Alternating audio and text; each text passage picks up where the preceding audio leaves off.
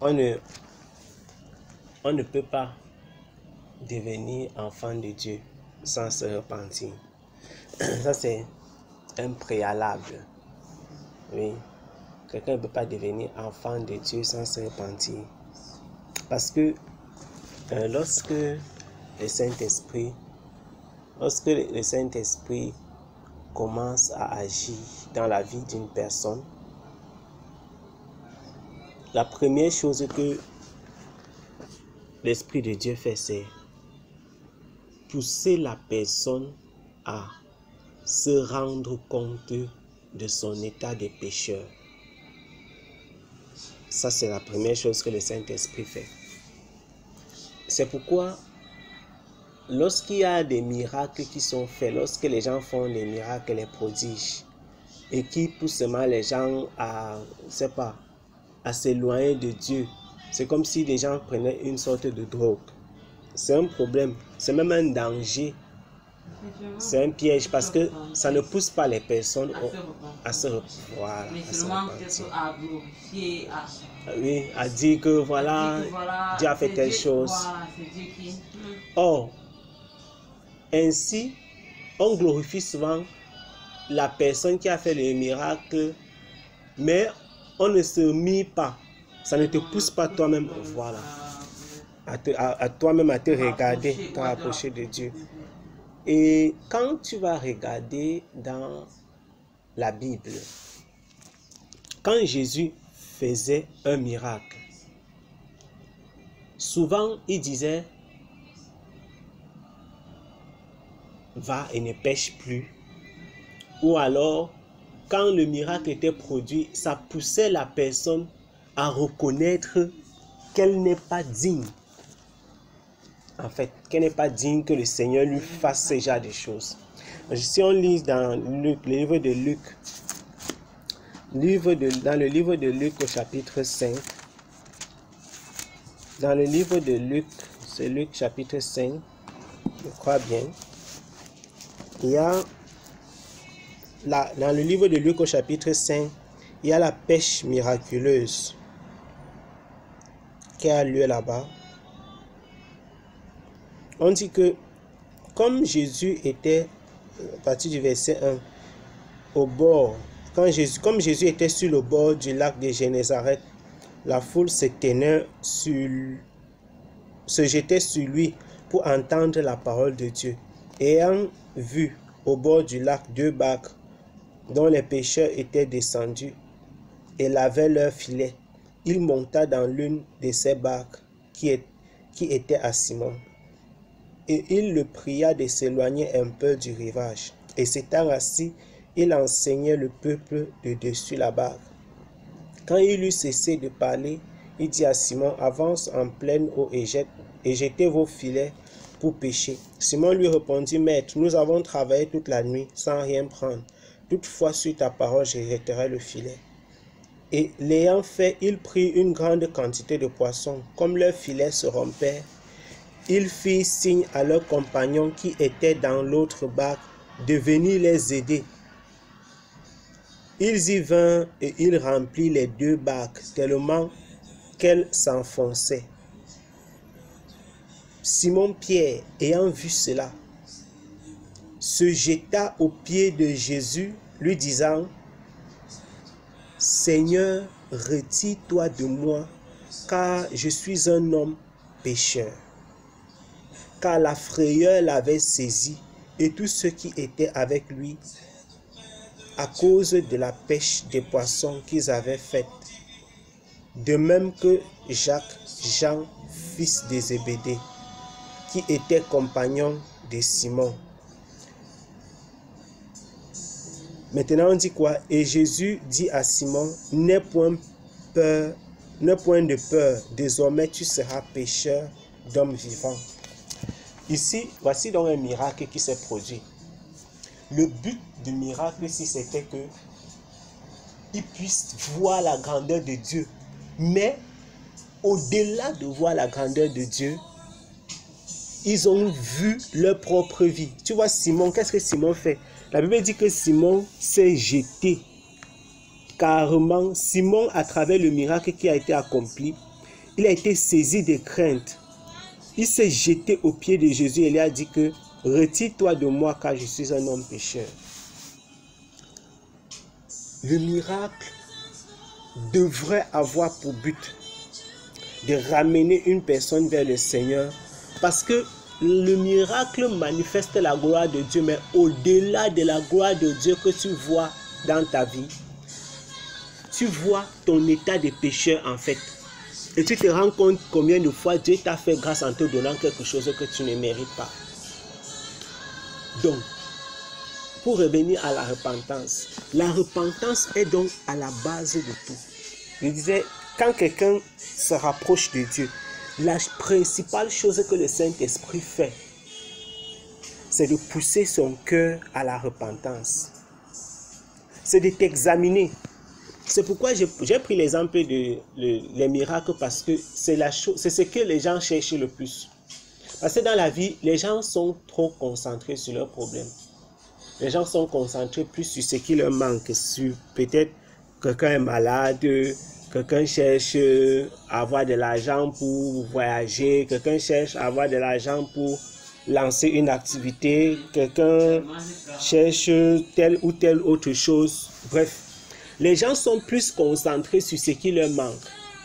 Et étant concentrés donc sur ce qui nous manque, quand Dieu agit dans la vie des personnes, quand ils voient une manifestation, ils ont tendance à oublier que ce n'est pas parce que nous méritons qu'on a obtenu ça, mais c'est parce que Dieu est bon.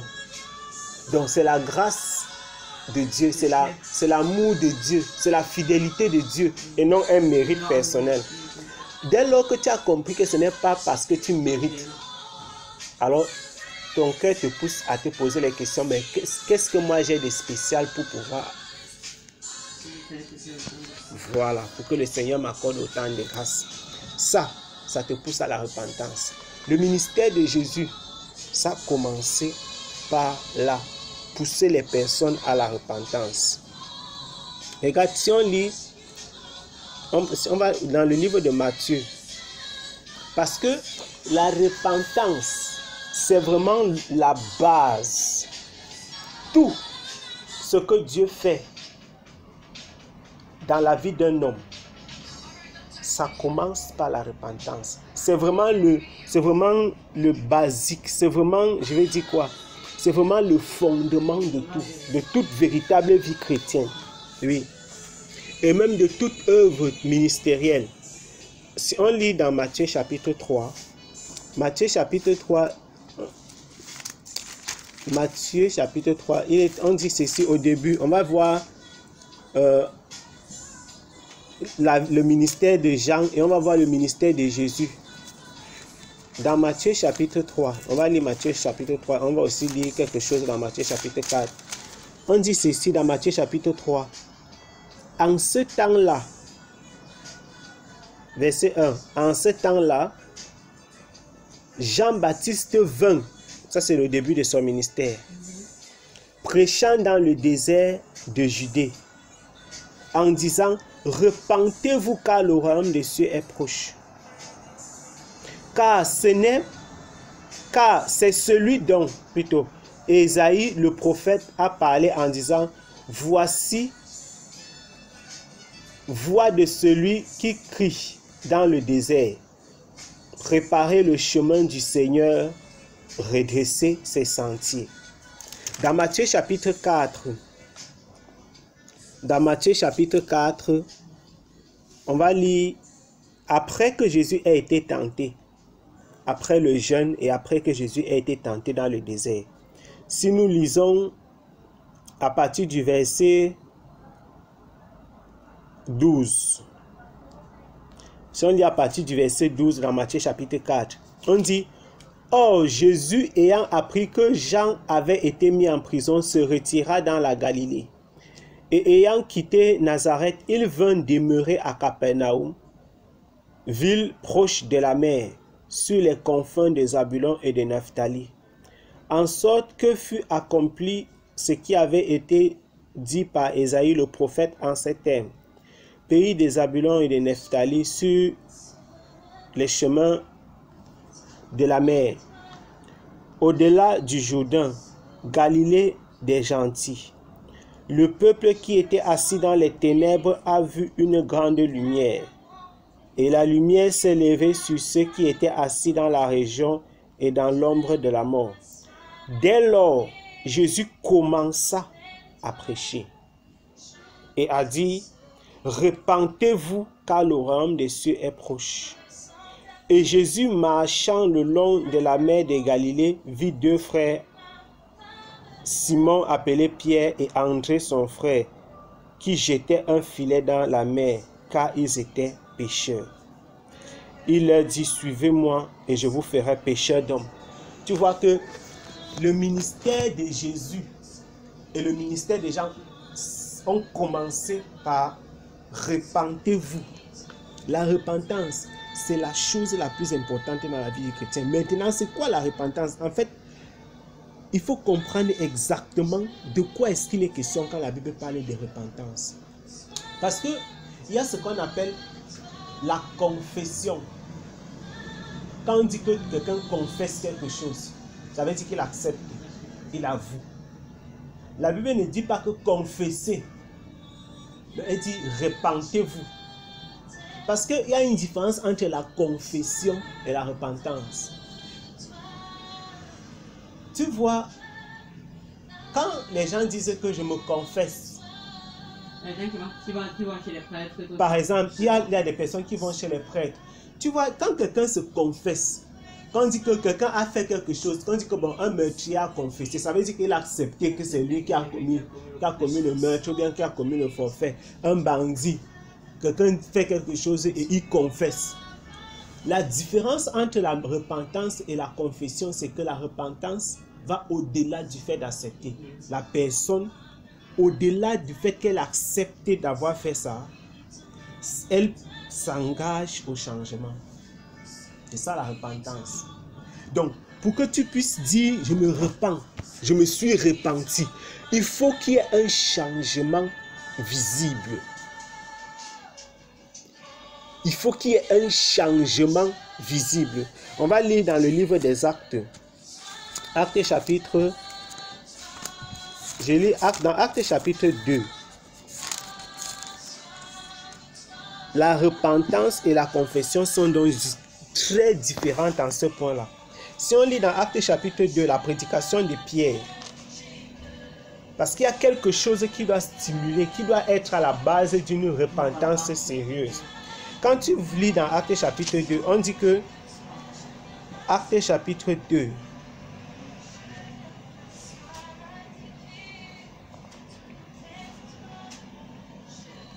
Actes chapitre 2, verset, je vais lire à partir du verset 36. Je vais lire à partir du verset 36, Acte 2. Ici, c'est Pierre qui parle. Pierre dit que toute la maison d'Israël sache donc avec certitude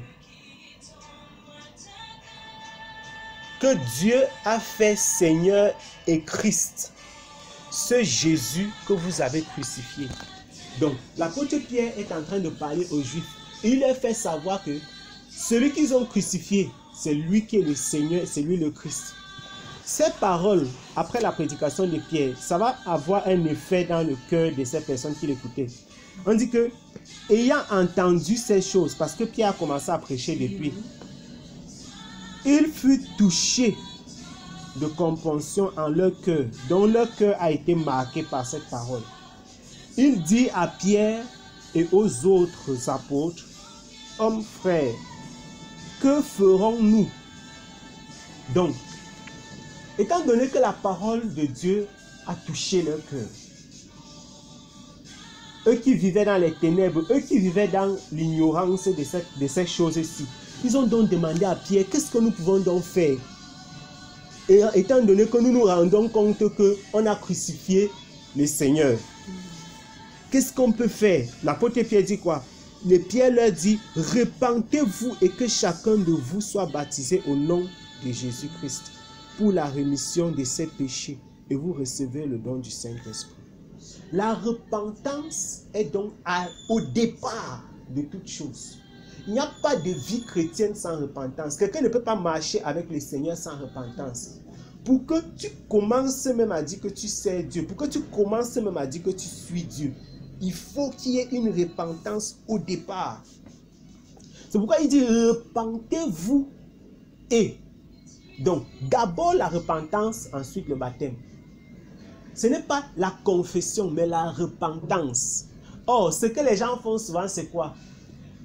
Ils vont dire que mon père, j'ai péché, quoi. Même si tu pas dit, même si c'est un peu au prêtre, même si c'est à une personne. Si tu pas dit que j'ai fait telle chose, j'accepte, je reconnais. Tu t'es confessé simplement. La repentance, ça veut dire que dans ton cœur, tu ressens vraiment que tu as blessé le cœur de Dieu. Et en acceptant que tu as fait une chose pareille, tu t'engages véritablement à ne plus refaire la même chose. Et tu as véritablement le désir d'accomplir cette action-là. Ce n'est pas que tu décides seulement que, bon, je vais aller reconnaître mes fautes. Non, c'est trop facile. Quand quelqu'un fait ainsi, c'est une simple confession. Et la confession, la confession, c'est quelque chose qui généralement, ça vient de la bouche, de l'intelligence. Pour que quelqu'un confesse un fait, tu n'as pas besoin que son cœur soit touché. C'est-à-dire, pour que tu puisses confesser que j'ai fait telle chose, tu n'as pas besoin que ton cœur soit touché. Quelqu'un peut même confesser une faute sans regretter. Je ne sais pas si tu comprends un peu. Quelqu'un peut confesser quelque chose sans qu'il y ait un problème, même sans que dans son cœur, il ne ressente je sais pas, de la peine. C'est-à-dire, parce qu'on t'a attrapé en train de faire quelque chose, tu dis que ok, c'est moi. Oh, c'est ce qui va faire que tu vas voir beaucoup de personnes, on les a attrapés en train de faire quelque chose. Ils ont même reconnu, mais un autre jour, ils refont encore. Parce que pour eux, ils ont seulement reconnu, mais leur cœur n'a pas été visité, n'a pas été touché. Ils n'ont pas eu l'envie d'abandonner, de laisser la chose là. La repentance va au-delà de l'acceptation, ça va au-delà de l'intelligence. La repentance, ça doit venir du cœur de quelqu'un et la personne doit donc être engagée à pouvoir changer. Oui. Donc, si je comprends bien, là, la repentance dans tout ce que tu dis, ça veut dire que tu ne peux pas prier pour que quelqu'un se repente, ou tu peux juste prier pour que quelqu'un prédispose son cœur. Okay. Comme par exemple, j'ai parlé de la repentance, par exemple, pour ma famille, non? En écoutant, je pense que c'est beaucoup plus un truc personnel. Oui. Parce que tu reconnais ce que tu as fait et puis tu mets toi en Dieu. Voilà. Changer. Maintenant, tu dois prier pour quelqu'un. Tu dois juste prier pour que, afin que la personne se repente. Que Dieu, oui, tu peux prier pour que le Seigneur dispose le cœur d'une personne à se repentir, à le connaître. Oui, ça c'est possible. Mais tu peux prier pour que Dieu visite une personne, oui. Mais tu peux prier pour la repentance d'une personne, oui. Parce que la repentance, c'est un engagement personnel. C'est un peu comme le baptême. C'est un engagement personnel. C'est quelque chose de personnel. C'est une personne ne peut pas accepter le Seigneur Jésus-Christ pour une autre. Une personne ne peut pas recevoir Jésus-Christ pour une autre. Donc, la repentance, c'est quelque chose d'individuel. C'est pourquoi, tu vois, il y a des gens qui, parfois, quand on dit que quelqu'un est malade, on va courir forcer le malade. Il dit que non, il faut que tu reçoives le Seigneur avant de mourir. La différence entre la confession et la repentance, mais si quelqu'un confesse de sa bouche, si la repentance n'est pas sincère, si ce n'est pas le fruit de l'esprit, parce que c'est le Saint-Esprit qui produit même la repentance dans une personne. C'est le Saint-Esprit qui pousse véritablement une personne à se repentir. Si la repentance c'est seulement verbal comme ça et que ça ne vient pas de ton cœur, si véritablement ce sont des paroles que tu prononces seulement à l'air, il n'y a rien qui sera attaché à ça, aucun bénéfice, aucun fruit ne va être attaché à cela, aucun fruit vraiment. Et comme je disais que la repentance s'attache d'un changement, si on lit dans le livre des Actes toujours, il y a dans Actes chapitre 3, l'apôtre Pierre dit ceci, dans Actes chapitre 3,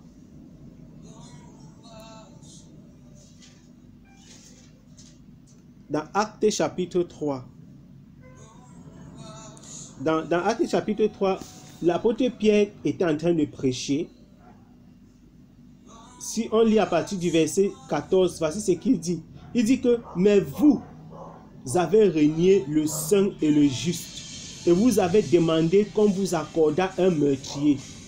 Donc il est en train de leur dire la vérité, parce qu'ils avaient demandé qu'on crucifie Jésus-Christ et qu'on leur libère Barabbas. Vous avez fait mourir le prince de la vie que Dieu a ressuscité des morts. Nous en sommes témoins. C'est par la foi en son nom que son nom a raffermi cet homme que vous voyez et connaissez. Et c'est la foi en lui qui a procuré à cet homme cette parfaite guérison en présence de vous tous. Parce qu'il y avait eu un miracle. Voilà. Il dit, et maintenant, frères, je sais que vous avez agi par ignorance. Or, la Bible déclare que Dieu ne va pas se souvenir des temps d'ignorance. Donc, si les choses que les gens ont faites dans l'ignorance, Dieu ne se souvient pas des temps d'ignorance. C'est pour dire, dès lors que tu as écouté la parole de vérité, c'est une pêche, si je peux dire ainsi, que Dieu te tend. Voilà. Il dit que, or,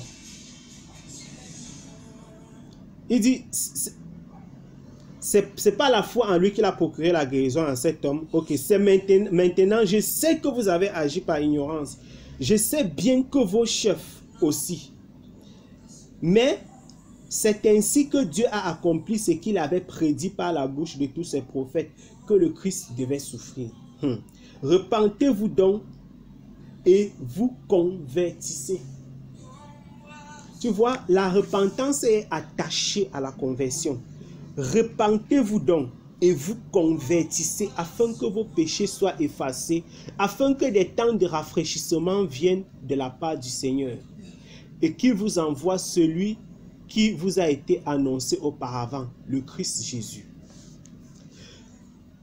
Les temps de rafraîchissement, la conversion. Repentez-vous et vous convertissez. Quand on dit qu'on a converti quelque chose, ça veut dire qu'on a pris une valeur, on a pris une grandeur et on a transformé ça en quelque chose d'autre. C'est ça la conversion. C'est comme si on prenait on te dit que convertissez le kilogramme en grammes, par exemple, en tonnes. Ça, c'est ça la conversion.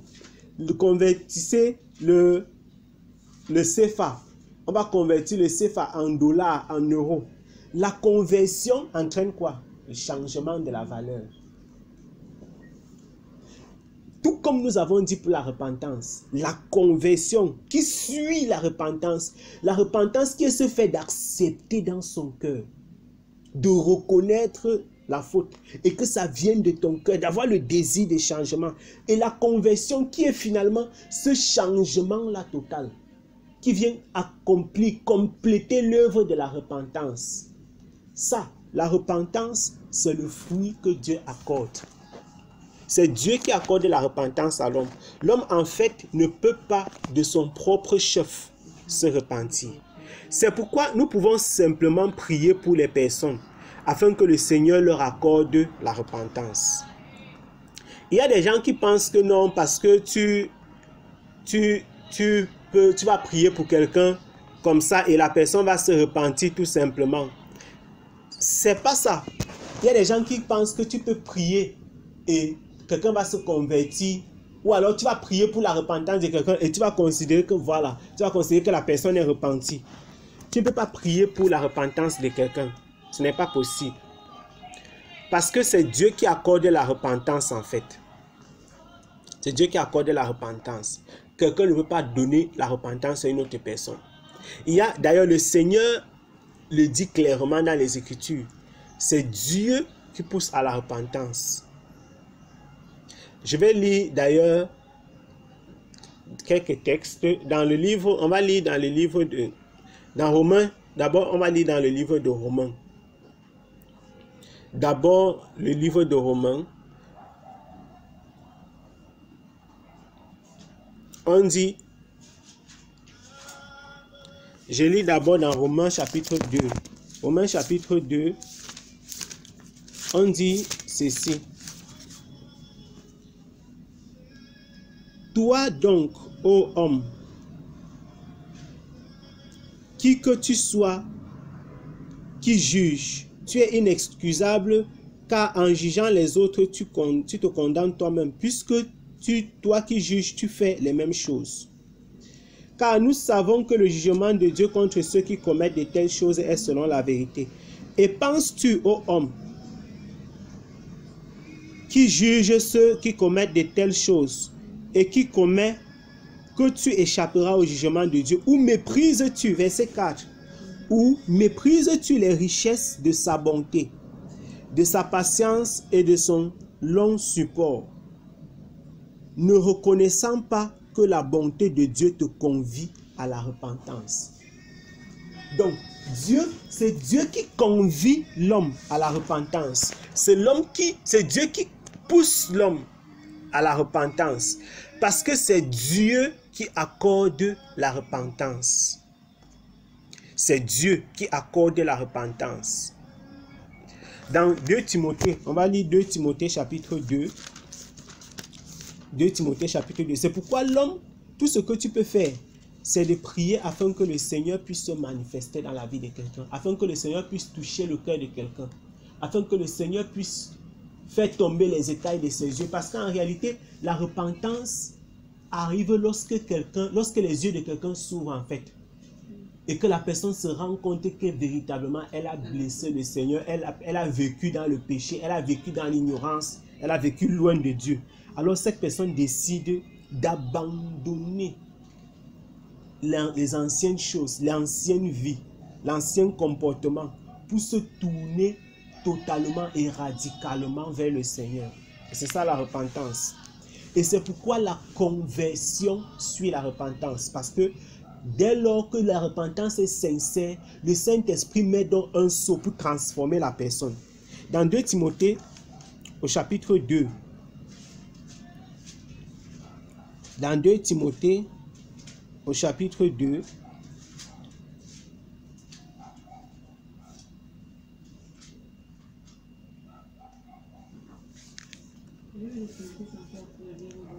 de Timothée, c'est après le livre de Thessaloniciens.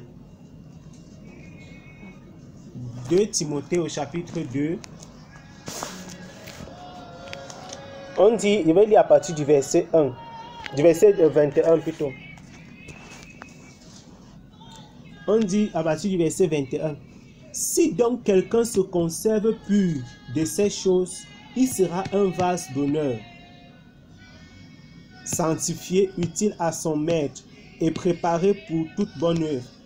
Fuis aussi les désirs de la jeunesse. 2 Timothée, nous sommes au chapitre 2. 2 Timothée, oui, c'est pas 1. 2 Timothée, chapitre 2, nous sommes au verset 22. Fuis aussi les désirs de la jeunesse. Dans d'autres versions, on parle des passions de la jeunesse. Recherche la justice et la foi. Fuis aussi les passions de la jeunesse. Recherche la justice et la foi, la charité et la paix avec ceux qui invoquent le Seigneur d'un cœur pur. L'apôtre Paul enseigne, il est en train de parler à Timothée qui est comme son fils dans la foi. Il lui demande de fuir les passions de la jeunesse. On peut définir, on connaît les passions de la jeunesse, on connaît les choses que les jeunes poursuivent. Fuis les passions de la jeunesse. L'alcool, la cigarette, la drogue, les excès de table de toutes sortes, les femmes et tout ça. Ça, ce sont les passions de la jeunesse. L'apôtre Paul demande de fuir, de rechercher la justice et la foi, la charité et la paix, avec ceux qui invoquent le Seigneur d'un cœur pur. Repousse les questions folles qui sont sans instruction, sachant qu'elles produisent des contestations, des querelles. Or, il ne faut pas que le serviteur du Seigneur aime à contester, mais il doit être doux envers tous, propre à enseigner, patient, redressant avec douceur les adversaires. Voici donc un verset, la fin du verset 25 ici. Attendant que Dieu leur donne. Dans ma version, c'est donne. Attendant que Dieu leur donne la repentance et leur fasse connaître la vérité, et qu'ils sortent de l'ivresse des pièges du diable qui les tient captifs et soumis à sa volonté. Donc, la repentance, c'est Dieu qui donne. C'est Dieu qui accorde, tout comme la conversion.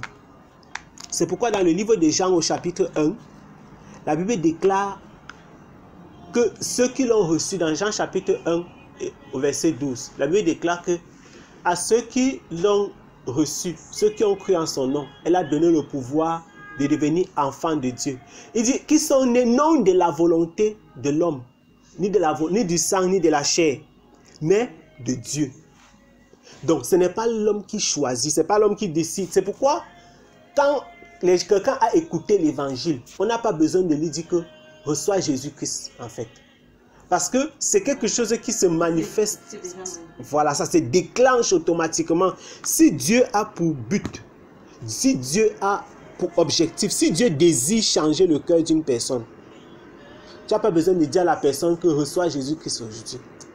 C'est que la personne, dès lors qu'elle a écouté la parole que Dieu devait utiliser pour transformer et pour toucher son cœur, la personne automatiquement, le Saint-Esprit accomplit cette œuvre dans sa vie. Et donc, ça ne dépend même pas de ce qu'elle va dire de sa bouche, ça ne dépend pas de ce nom. La bouche va seulement venir pour dire quelque chose qui est déjà manifesté spirituellement. Ça va seulement, je vais dire quoi? Compléter. Voilà. C'est pas que tu vas faire quelque chose d'autre d'extraordinaire. On dit que Dieu, que le serviteur de Dieu il doit reprendre les personnes avec douceur et être patient. Enseigner en attendant. Donc son objectif c'est de dire la vérité, de prêcher aux gens, mais il ne peut pas faire quoi? Il ne peut pas les forcer, il ne peut pas leur dire que voilà, il ne peut pas dire que tu dois recevoir le Seigneur ou bien tu dois te repentir, voici comment tu dois te repentir. C'est pourquoi c'est une erreur en fait quand les gens font comment, quand les gens c'est une erreur quand on finit de prêcher à quelqu'un et on le force encore à se convertir. Et il y a un système là que les gens... Oui, moi j'ai vu ça. Même Brandon fait souvent ça. Que quand peut-être il prie en famille, non? Oui. Quand parfois on prie, après il commence à te répéter après moi. Je confesse, les choses comme ça là. Voilà. Moi c'est une erreur. Parce que tu le fais seulement... C'est seulement la bouche. Bon, oui, moi je l'ai dit. Parce que même si tu confesses, comme tu as dit là, c'est la confession. C'est ça, oui, c'est seulement la bouche. Que la personne vraiment... Voilà. Donc du coup, il n'y a pas d'impact. Il n'y a pas d'impact. Oui, moi j'ai toujours été contre ça. Parce que ça, en fait, ce n'est pas véritablement scripturel. C'est quelque chose, c'est quelque chose qui est né seulement avec le mouvement charismatique, les églises et les réveils, etc. Parce que c'est une tendance qui est beaucoup avancée dans les églises et les réveils, pousser les personnes à ce qu'ils appellent ça accepter Jésus-Christ comme Seigneur et Sauveur. Or, en réalité, tu ne peux pas pousser une personne à accepter Jésus-Christ. Puisque nulle part dans la Bible d'ailleurs, on ne dit pas que quelqu'un a accepté Jésus-Christ. C'est Jésus-Christ qui a donné sa vie pour nous. On ne dit pas que tu as donné ta vie à Dieu. C'est Dieu qui a donné, c'est le Seigneur qui a donné sa vie. C'est le Seigneur qui a donné sa vie pour nos péchés. Et maintenant, nous adhérons à son sacrifice, à son œuvre. En faisant quoi? En écoutant l'évangile, en nous laissant conduire à la repentance par le Saint-Esprit et en s'abandonnant entièrement désormais à Dieu pour que notre conversion progressive prenne place. Parce qu'en fait, la conversion est un processus. Quand une personne change, il y a maintenant, la personne va être épurée progressivement, elle doit abandonner le péché, elle doit abandonner telle chose, c'est donc une transformation continuelle dans la vie d'une personne. À partir du moment où quelqu'un se repent de son ancienne vie, il se repent de ses péchés, Et dès lors que la conversion prend effet dans la vie de la personne, c'est un processus qui est enclenché. Ce n'est pas que ça s'est passé en un instant et c'est fini, non. Mais tout ça, c'est l'œuvre de Dieu. Donc, si on finit de prêcher et on dit aux gens, ceux qui veulent accepter Jésus-Christ doivent venir ici et ils doivent réciter ceci. C'est une erreur en fait. C'est une erreur que de dire à une personne de réciter la prière du salut. Parce que tu vas voir dans la Bible, les personnes qui se sont converties, ils n'ont pas récité quoi que ce soit. Et ce sont ces personnes qui ont ressenti dans leur cœur le désir de s'approcher du Seigneur, le désir de se détourner de leur ancienne vie pour suivre Christ. Et ce désir est venu d'où? C'est venu du Saint-Esprit. C'est le Saint-Esprit qui a produit en eux cela. Et elles ont décidé donc de se tourner. Elles ont décidé de se tourner vers le Seigneur et de lui obéir. Dans le livre de Romains, c'est d'ailleurs ce que l'apôtre, c'est d'ailleurs ce que Romains, l'apôtre Paul enseigne dans le livre de Romains. Si nous lisons dans le livre de Romains chapitre 10. Romains chapitre 10.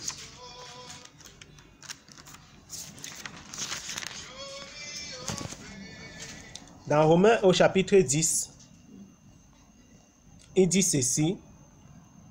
Je vais lire à partir du verset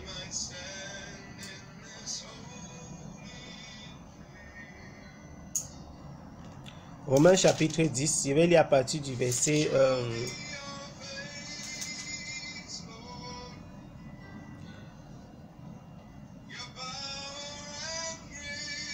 je vais lire à partir du verset 1. Frères, le souhait de mon cœur et ma prière à Dieu pour les Israélites, c'est qu'ils soient sauvés. Tu vois, c'est une prière, c'est un souhait. Quand tu veux qu'un enfant de Dieu, quand tu veux qu'un chrétien, ou alors, je dis même qu'un chrétien, qu'un familier se convertisse, qu'il reçoive la vie de Dieu en lui. Quand tu veux qu'un frère reçoive Jésus-Christ dans son cœur, qu'il soit transformé. Quand tu veux qu'un frère se repente de son ancienne vie, ce n'est pas un péché. C'est une bonne chose d'ailleurs. Ce n'est pas un mauvais désir. Ce n'est pas contre les Écritures. Il dit, le souhait de mon cœur et ma prière à Dieu, c'est quoi? Pour les Israélites, c'est qu'ils soient sauvés. Car je leur rends ce témoignage, qu'ils ont du zèle pour Dieu, mais un zèle sans connaissance. Donc ils sont zélés pour Dieu, mais ils ne connaissent pas le Seigneur. Car ne connaissant point la justice de Dieu et cherchant à établir leur propre justice, ils ne se sont point soumis à la justice de Dieu. Verset 4. Car Christ est la fin de la loi. Christ est la fin de la loi pour la justification de tout croyant.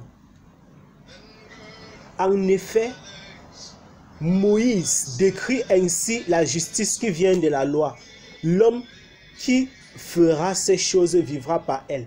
La Bible déclarait dans ce livre, le Seigneur avait dit dans le livre de Lévitique, que pour être sauvé, pour vivre, il fallait accomplir toute la loi. Or, qui pouvait accomplir toute la loi? La personne. C'est pourquoi la Bible déclare aussi dans le même livre de Romains, au chapitre 3, verset 10, que personne n'est juste, il n'y a même pas un seul juste. Parce que personne, même Moïse lui-même n'a pas pu accomplir toute la loi. Personne ne pouvait accomplir la loi. Avant même que Moïse ne donne la loi, là, lui-même avait commis un meurtre avant. Avant même, Moïse lui-même qui a déclaré qu'on doit épouser, on ne peut pas épouser une femme étrangère. Lui-même, il avait une femme étrangère déjà chez lui. Sans compter tous les autres, même les sacrificateurs ou les lois du sacrifice, la loi des dîmes, on disait qu'il ne fallait pas travailler le jour du sabbat. Maintenant, le sacrificateur qui doit travailler au temple le jour du sabbat fait comment? Puisqu'il fallait changer lui dans les lampes et tout ça. Donc, c'est pour dire que quoi? Même la loi là, dedans, il y avait des choses que c'est impossible de faire, même si tu as toute la volonté.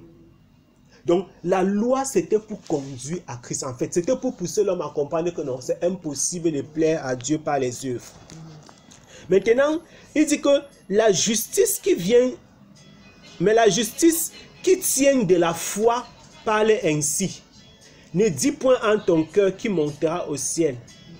C'est en faire descendre Christ. Ou qui descendra dans l'abîme. C'est faire remonter Christ d'entre les morts. Que dit-elle donc? Donc, que dit la justice qui vient de la foi? Voici ce qu'elle dit. La parole est près de toi, dans ta bouche et dans ton cœur. Voici la parole de la foi que nous prêchons. Elle dit, si tu confesses de ta bouche que Jésus est Seigneur, et si tu crois, tu vois, dans le cœur, si tu crois dans ton cœur que Dieu l'a ressuscité des morts, tu seras sauvé. Si on s'arrête ici, tu vois, la Bible ne dit pas que si tu confesses seulement, tu seras sauvé. La Bible dit que si tu crois dans ton cœur, donc quelqu'un peut confesser toute sa vie de sa bouche, ça ne va rien causer comme effet, ça n'aura aucun effet. Et on peut même aller plus loin. Il dit que si tu confesses de ta bouche et si tu crois dans ton cœur, maintenant, confesser de ta bouche, ça peut être ta propre volonté. Et c'est ce que beaucoup de personnes font. Parce que ta bouche, c'est toi qui contrôle la bouche, les paroles, ton intelligence. Maintenant, crois dans ton cœur. Il faut que c'est le Seigneur qui te pousse véritablement. C'est une œuvre que c'est le Seigneur qui accomplit. On dit, si tu crois dans ton cœur que Dieu l'a ressuscité des morts, tu seras sauvé. Maintenant, il dit quoi? Car on croit du cœur pour obtenir la justice. Et l'on fait la confession de la bouche pour le salut. Donc, on croit du cœur. C'est le cœur qui croit. La confession, c'est juste la bouche. En effet, l'Écriture dit, quiconque croit en lui ne sera point confus. Voilà ce que l'Écriture dit. Quiconque croit en lui ne sera point confus. Car il n'y a point de distinction entre le juif et le grec, parce que tous ont un même Seigneur, qui est riche pour tous ceux qui l'invoquent. Car quiconque invoquera le nom du Seigneur sera sauvé. Comment donc invoqueront-ils celui auquel ils n'ont point cru? Pour invoquer le Seigneur, il faut que tu aies cru dans ton cœur. Comment donc croiront-ils en celui dont ils n'ont point entendu parler? Et comment en entendront-ils parler s'il n'y a personne qui prêche? Et comment prêcheront-ils si ils ne sont pas envoyés? Selon qu'il est écrit qu'ils sont beaux les pieds de ceux qui annoncent la paix, ceux qui annoncent des bonnes choses.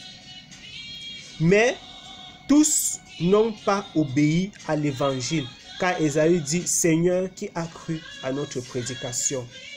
La foi vient donc de ce que l'on entend. Et ce que l'on entend vient de la parole de Dieu. La foi vient de ce qu'on entend. Et ce que l'on entend vient de la parole de Dieu.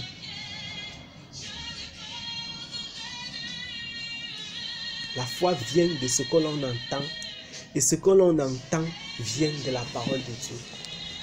Tu vois, on peut prêcher la parole à quelqu'un fatigué. Mais si cette parole, ça ne sort pas du livre, ça ne sort pas de la forme scripturaire pour devenir la parole de Dieu qui s'adresse à quelqu'un pour sa propre vie, la personne va toujours... C'est pourquoi quelqu'un peut faire, on peut écouter les prédications, tant que son jour, le jour où Dieu a prévu que la parole là devienne vivante dans sa vie, tant que ça n'arrive pas. Tu vas voir quand quelqu'un se convertit, ce n'est pas que le jour où il se convertit, le jour où il rencontre le Seigneur véritablement, le jour où il se repent de son ancienne vie. Ce n'est pas que c'est le premier jour là qu'il écoutait la parole. Non. Il écoutait.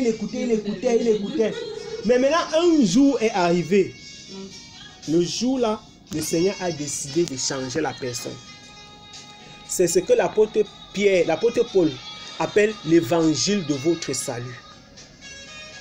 C'est-à-dire, tu as écouté l'évangile. Écoutez. Mais un jour, le Seigneur a sorti une parole, la parole de Dieu pour toi. Et ce jour-là, Dieu a changé ton cœur. Dieu a décidé que c'est aujourd'hui. Il est arrivé, il a touché le cœur de la personne par cette parole.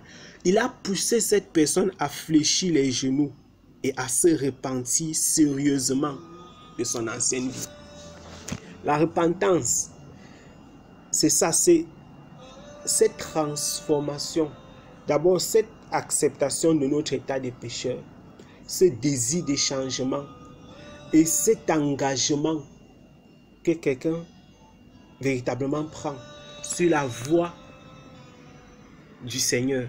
C'est-à-dire, tu dis que avant je marchais dans une direction, désormais je décide avec le Seigneur de marcher sous sa conduite, de suivre le chemin que le Seigneur a tracé pour moi. Et tu vas constater donc que quand ça vient du cœur de l'homme, quand c'est la volonté de l'homme qui est en train de se manifester, ce sera difficile, voire même impossible. Mais quand ça vient du Seigneur, oui, quand ça vient du Seigneur, quand c'est l'œuvre du Saint-Esprit, ce sera possible, oui. Parce que c'est Dieu qui met en nous la volonté et la capacité. Et si Dieu ne te donne donc pas la capacité de le faire, ça ne peut pas être possible. C'est pourquoi il y a beaucoup de personnes qui déclarent les choses avec leur bouche, mais qui n'arrivent pas à voir ces choses manifester. Parce que souvent, très souvent, c'est quoi? C'est la bouche. C'est juste les déclarations. C'est comme nous avons parlé tout à l'heure de la confession de la bouche. Mais le cœur n'est pas changé. Or, nous avons vu dans le livre des Actes que quoi que ce qui s'est passé avec les Juifs, la Bible dit qu'ils ont écouté l'évangile, ils ont écouté la parole que Pierre a prêchée. Ils ont été touchés d'abord dans leur cœur. Donc, la parole de Dieu qu'ils ont écoutée a touché leur cœur. C'est quand ça a touché leur cœur qu'ils ont posé la question à Pierre, qu'est-ce qu'on peut donc faire maintenant? C'est donc quoi l'étape suivante? La repentance, la conversion. L'apôtre Pierre dit que repentez-vous et soyez baptisés. Tout comme il va dire ailleurs, repentez-vous et soyez convertissez-vous, afin que les temps de rafraîchissement viennent de la part du Seigneur. Repentance au départ de chaque chose. On a vu avec Jean, on a vu avec Jésus-Christ. C'est le ministère des ministères. La repentance, c'est quelque chose qui est vraiment à la fondation de toute vie sérieuse avec le Seigneur. Et on se repent constamment. Quand une personne s'est donc convertie au Seigneur, chaque jour, elle essaie de s'améliorer. Elle essaie de devenir une personne meilleure. Pas avec ses propres efforts, en demandant toujours à Dieu de l'aider dans cette direction, de l'aider dans cette démarche-là. Parce que ta propre volonté, tu ne peux pas. Oui, par la volonté de l'homme, il n'est pas possible de se repentir de façon sérieuse. Tu ne peux pas faire la volonté de Dieu en respectant les principes des hommes. Tu ne peux pas, ce n'est pas possible. Et donc, quand quelqu'un veut véritablement marcher d'après la volonté de Dieu, il doit se laisser conduire par ce Dieu-là, par l'Esprit de Dieu. C'est pourquoi la Bible déclare que quoi? Que ceux qui sont conduits par l'Esprit de Dieu sont enfants de Dieu. Parce que ceux qui sont conduits par la chair, ils sont tout simplement enfants de la chair. Entre guillemets, en d'autres termes, ça veut dire que c'est la chair qui est leur maître. Tu es conduit par ce qui est ton maître. Si c'est le Seigneur qui est ton maître, alors c'est l'Esprit de Christ, c'est l'Esprit du Seigneur qui sera ton conducteur. Donc c'est un peu ça. Maintenant, pour les personnes qui sont familières, pour les membres des familles, comme l'apôtre Paul a dit dans Romains chapitre 10, tu peux prier pour eux afin que le Seigneur les pardonne, par exemple, dans leurs fautes, que le Seigneur les touche, que le Seigneur puisse les visiter, que le Seigneur puisse visiter leur cœur, que le Seigneur puisse briser toute chose, toute chaîne qui empêche à ces personnes-là de le rencontrer en fait, de le connaître, oui. Ça c'est une prière, c'est possible. mais tu ne peux pas aller au-delà de la prière. Tu peux aussi témoigner. Tu peux témoigner à ces personnes de ce que le Seigneur a fait pour toi. Des choses merveilleuses que le Seigneur a faites dans ta vie. Tu peux témoigner, tu peux partager avec eux. En espérant et en comptant sur la grâce de Dieu, parce que au finish, c'est Dieu seul qui peut accomplir cela, parce que la Bible déclare que c'est Dieu qui sauve. Et Dieu qui sauve. Un homme ne peut pas sauver un autre. Quelle que soit la bonne volonté qu'on peut avoir, on ne peut pas aller au-delà de la prière pour ces personnes-là. La prière et le témoignage. On ne peut pas faire plus que ça. Et tout ce qu'on peut faire pour ces personnes. Et tout ce qu'on peut faire.